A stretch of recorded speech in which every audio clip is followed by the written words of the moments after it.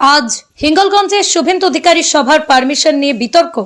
আজ হিঙ্গলগঞ্জ বিধানসভার বাইলানি বাজারে শুভেন্দু অধিকারীর পদযাত্রা ও জনসভা চূড়ান্ত প্রস্তুতি বিজেপি সমর্থকদের মধ্যে। বিরোধী দলনেতা শুভেন্দু অধিকারীর দুটি কর্মসূচি রয়েছে।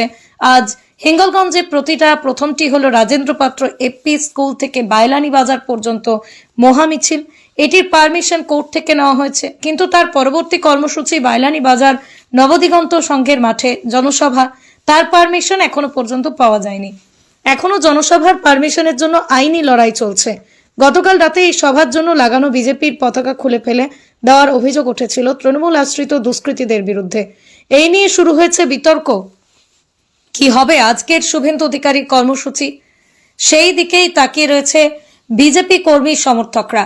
আজ তৃণমূল কংগ্রেসের লাগাম ছাড়া দুর্নীতি, সন্ত্রাস, নারী নির্যাতন, ধর্ষণ, তোলাবাজির, চাকরি চুরির প্রতিবাদে, মহিলাদের সুরক্ষা ও শিক্ষিত যোগ্য বেকার যুবক যুবতীদের চাকরির দাবিতে এই পদযাত্রা ও জনসভার আয়োজন করা হয়েছে বসিরহাট জেলা বিজেপির তরফ থেকে।